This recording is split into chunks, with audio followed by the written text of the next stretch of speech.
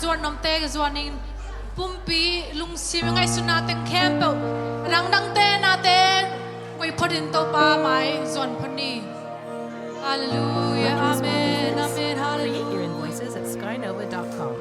oh if pin ki am na khane ni fried chicken and tu ni wonton. to pa nu koi ran in i program pai pi nam yam chi ki the ke na ai zong in to pa tu ni kong pai sai ka chia lam oh na se zoin nang ma to ki nai sak zoin chi ve kin ki am na khane nai le lai ni amen hallelujah oh amen to pa ka lung na mai to pa ka khatit ka kha to pa kanun tang na te kep saka to pa na manong ngom pia to pa tu ni tang na ma phat thei ding in to pa hi bia kin ta to pa na man oh biak biak na to pa na ma nei nei thei ding ka hi maning to pa ka lung na pu hi to pa oh amen hallelujah to pa ko to pa ang pai kem to pa anel pen panalian pen dong to pa nang man kanun tang na to pa nang man ong po phan la to pa nang man kung pai usangin to pa ka chalam to pa oh alam nang ya ding to pa nang ma to kinai zo ding to pa oh nang ma to nuam sa zuring in to pa oh mo pinaring chin to pa himuna to pa nang ma kasyang thong samung hallelujah nakasyang tho himuna to pa kapiak pe na kung piang na to pa nang manong pi nang kitwa pi na ding chi oh nakasyang tho to pa nang man hallelujah ana manong pi na ding chin da jesu kristus ta to pa oh hi chu ta camp nang makyang akong ngeni amen amen hallelujah amen amen hallelujah oh hallelujah min camp sa alian zo your great name si mang la to pa min phanane khop phan amen hallelujah oh hallelujah thank you Jesus we love to call your name is something we cannot explain that happens when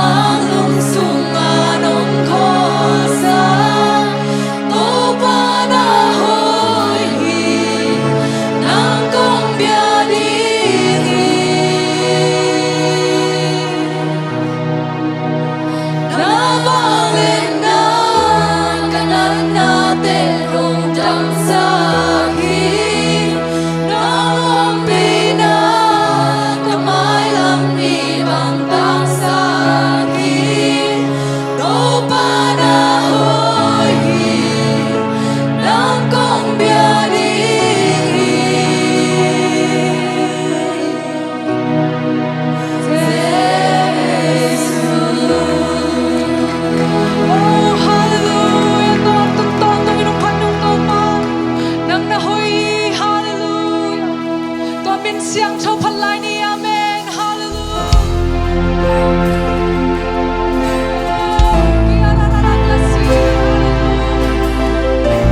Ito pagkasiyang ito himunang umi amen. Ito ang kami. Oh, ito minpalay ni amen. Hallelujah. Amen, amen, amen.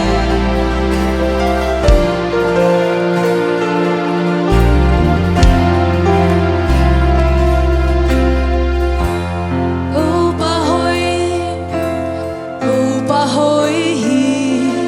amite.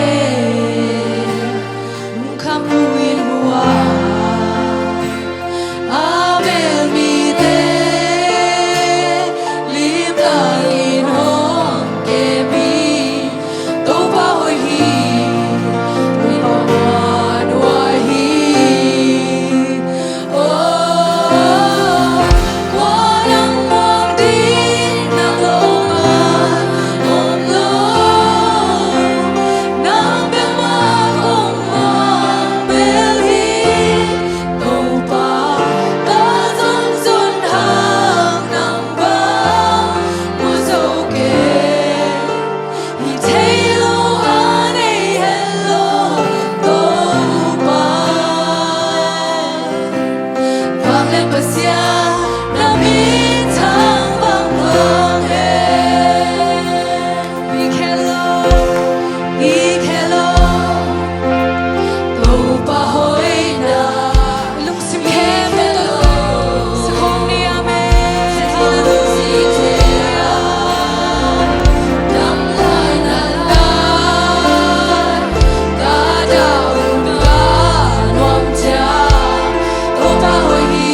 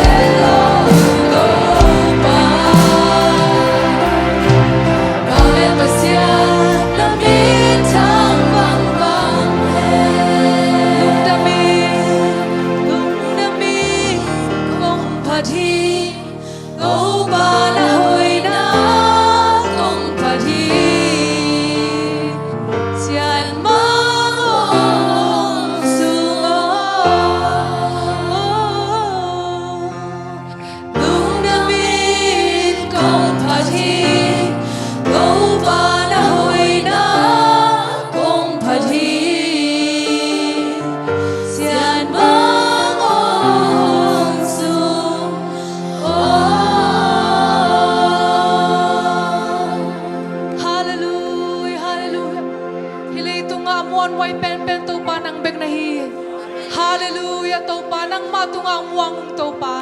Amen. Nang mahoy nate ikat kinikat tau pa. Akat ikakat tau pa nang musang nate kalung namui.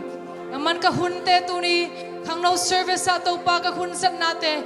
Akipan na ngumpia laisang atop dong ngumpi ding ngumpi swak na ding chin. Amen. Jesu Christ mito hitute kong eni. Amen. Hallelujah. Việc pi tu na zon kini.